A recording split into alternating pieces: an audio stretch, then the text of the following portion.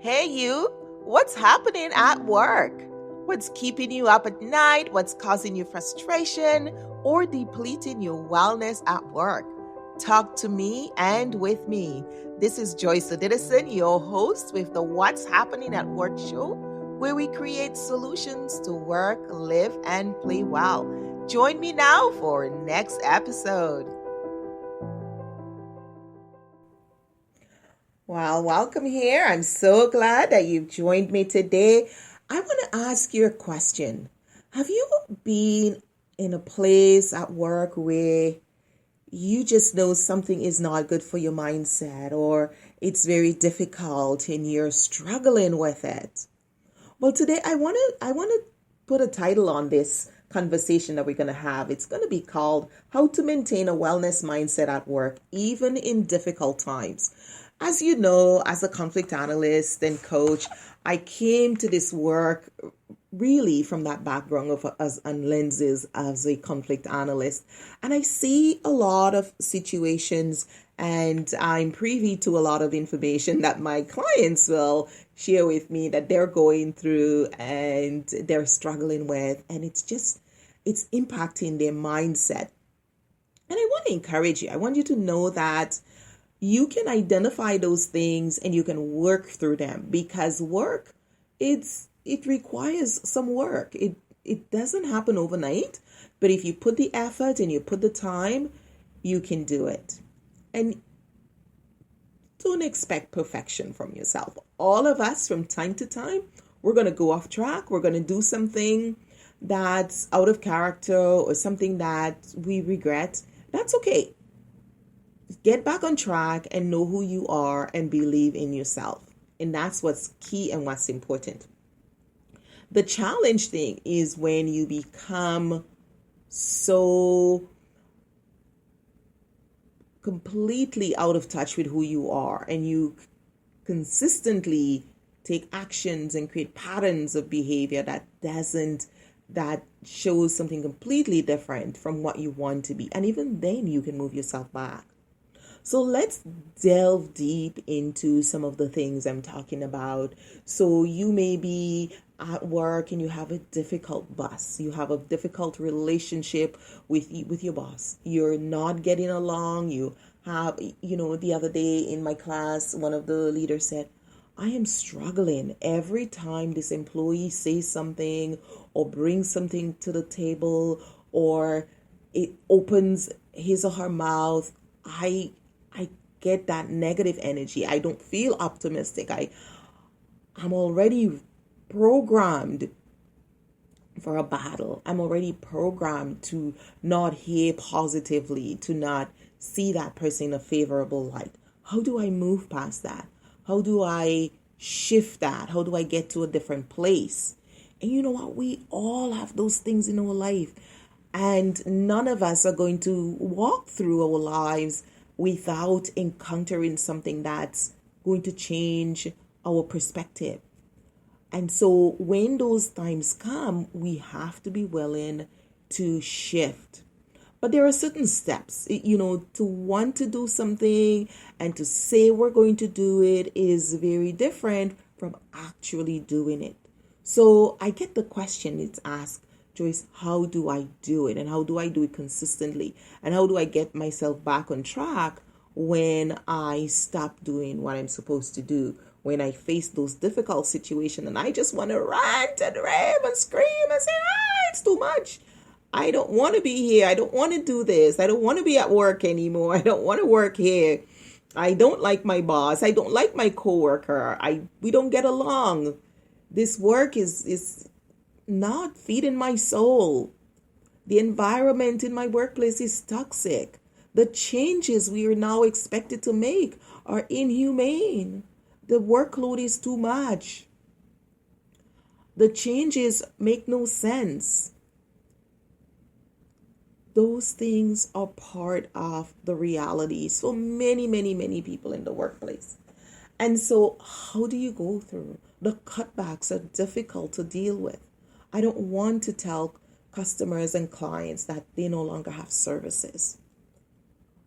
It breaks my heart to take these services and and these pieces away from our clients and customers, to tell them that we can no longer afford to offer these things. And it's difficult. Yes, it is hard because you love the people you work with, or you want to love and be compassionate and understanding with your customers. But circumstances change and times change. And as our world change, as our situation changes, as things become more difficult, we have to make tough changes. And we have to live with those situations. And yes, we still need to work. So how do we work in spite of that? So I have put some steps behind here that I want to share with you. It's when something feels difficult at work, it's important to assess what makes it difficult. What exactly makes it difficult right now? What is it about it that makes it feel difficult? Is it feels heavy? Is it a burden on my heart? Is it physically tiring? Is it mentally challenging?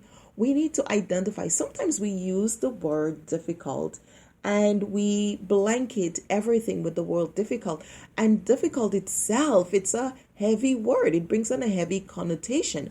And so when we paste something in the word difficult, we use it to color our lens of how we're going to watch or look at someone, like a customer, a client, an employee, someone we supervise, a co-worker, a boss. How we label that person under the cloak of difficulty can be a matter of maintaining your wellness or making yourself sick. And it's important because we have to strive daily to maintain a wellness mindset at work. You have to come to work and you have to spend 7 hours at work with the people you work with. How then can you continue on with a mindset that's pulling away from you, taking away from your energy, preventing you from moving forward? It's going to impact you in the long run. So it's important to assess what makes it difficult. Do not give that label away easily. Don't give it away without recognizing the consequences. When you look at something as difficult or someone as difficult, you're saying, I am going to have a tough time every time I encounter that person.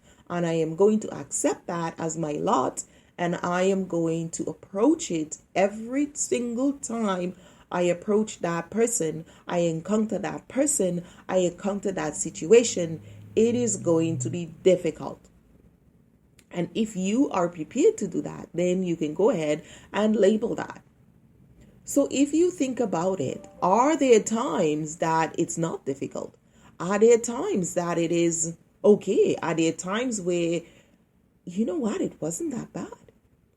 So take a look at those times and ask yourself, what did I do then? How did I approach the situation? What mindset did I go into that meeting with? What was the approach that shifted the energy that allowed me to have a better experience than I had before? So that is very powerful, because if you understand our mind is all about organizing, right? It's organizing our relationship and our energy flow. And if we program it right, it's going to do that organizing in a better way. And we can organize that energy flow and our relations in a way that benefits us. So we're not always on the losing side. We're not having to expend so much energy and fighting for everything. Because if we switch on the power of our mindset and start organizing, because remember, the mind is emergent, right? It takes in information externally, internally. None of us can ever understand how a situation impacts someone's mind. We don't have a magic wand to see what that is. It's an internal process that's affected by external realities. But it is self-organizing, right? And it's not a static process. It's emergent, right? It's bringing on new information. It's looking at what's the past history. It is consistently self-organizing, right? And as that happens, we need to let our mind regulate the flow of energy. And we need to take on more of a conscious effort in our mindset so that we're regulating the positive energy, the wellness, right? Positive wellness energy so that we can work, live, and play well. So think about that. When you assess the issue, step 2, you're looking for that information and you're bringing in that information. You're assessing, you're taking that external and you're bringing it in, and your mind is organizing and it's regulating. And then you have the opportunity to regulate. That's by changing your perspective. Bringing on new lenses with which to see the situation gives you an advantage so you can stay on the realm of wellness and keep that wellness mindset. If you keep giving your power away to a pre-labeling by already putting out an energy, right? If you regulate that energy and relationship, that energy you bring into your relationship, if you are regulating it and you want to keep it static, even though your mind is emergent, you're hurting your own self. So you have to take responsibility to let that regulation be emergent. Let it happen. Let it be fresh and new. Every encounter with that person should be hopeful, should be expectant, you should go in with a positive energy and what I call a wellness mindset. Now, these take competencies, and as you know, I talk a lot about the 9 wellness competencies that I teach under the wellness mindset competency framework.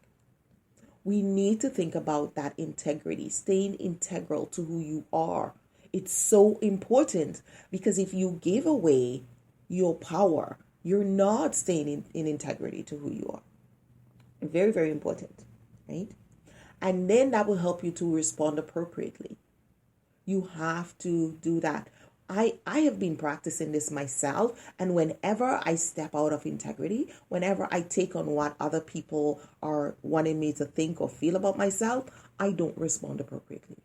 I have to come back because, as I said earlier, the mind is going to take on, it's affected by the external energy plus the internal. So it's a constant emergent, constant self-regulation, right? And it's very important for us to pay attention to that. And so one of the other things that you want to do is make good decisions. And again, you need to practice what we call responsible communication and integrity, emotional balance. You really, really need to practice that self-mastery. When we let go of our integrity, it's very easy to not practice self-mastery and our communication doesn't become responsible. So it's important to come back and put them all together. And this is not something that you do once and never do again. This is something that some of us have to continually doing, because if we slip, we go all the way down.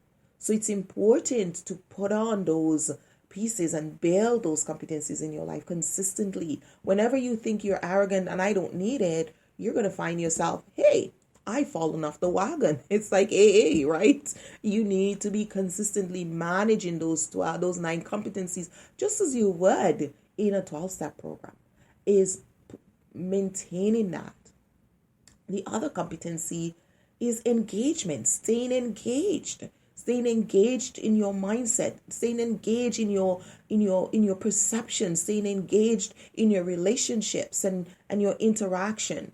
That's having compassion and understanding for others. Because once you stop doing that, you don't relate. That energy flow, you're not regulating that energy flow in a balanced way. So you're going with presupposition, you're going with ideas, you're going with negative thoughts, and the energy flow is not going to be working on your behalf. It's a science, and we have to get better at it. And I'm determined to get so good at it. Every time I fall on my face, I get back up and I start from scratch and I go back on.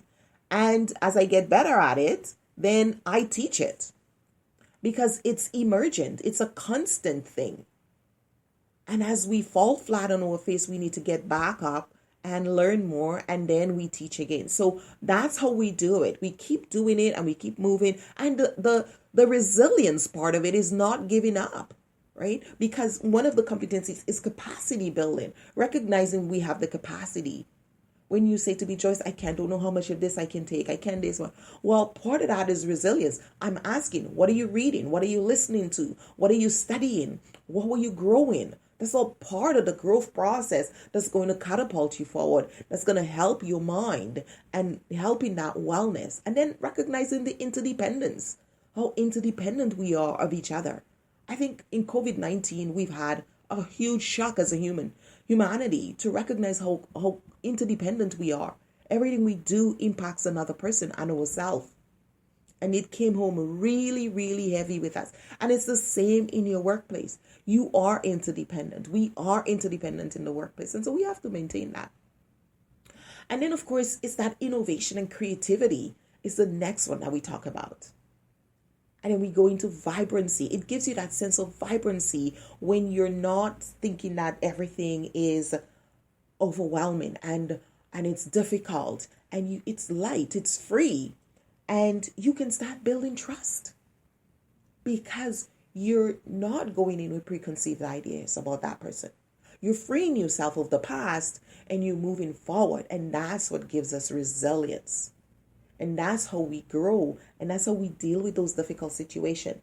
And we maintain a wellness mindset even in difficult times at work, because I know post-COVID-19 it's going to be even more difficult. And some of the challenges you're telling me you're facing as leaders, as team leaders, as employees, as managers, you're going to tell me more. There's going to be more challenges, new and different kinds of challenges that we're going to be facing. And if we stop labeling them as difficult, and if we stop seeing them as heavy and weighty, and we go in with that sense of creativity and curiosity and capacity building and vibrancy, then we're going to be resilient. And it's not going to be, we're going to be able to self-regulate, and we're going to maintain our wellness mindset so that we can leave work at the end of the day, or we can finish our 7-hour work if we're working remotely and say, wow, I gave it my best shot. And I get to do it another time. And that's the beauty of it, because it's emergent. It's continuing. And we're never done until we're truly done. I'm glad that you're here with me. If you're excited about this, if this stretches your mind or pushes your envelope in any way, you can connect with us at inthepersonalwellness.com. and check out our wellness competencies and the programs we offer. And I do a wellness mindset coaching session once a month, and you can sign up for that wellness coaching mindset coaching session with me. We talk about all of these things. We look at exploring the wellness mindset, and it's all about my wellness mindset. So join us and learn, coach, grow as we explore this interesting and curious world that we live in as humanity. Joyce Edison here. I look forward to talking with you. Bye now.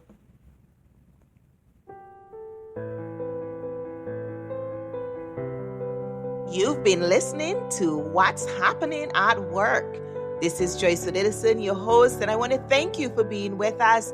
Thank our guests and our sponsors, Interpersonal Wellness Services, Inc., the Global Workplace Wellness Summit, and of course, the Wellness Competency Mindset Movement, And if you want to hear from us, learn more, or get more episodes, join us at interpersonalwellness.com, where we help you to work, live, and play well.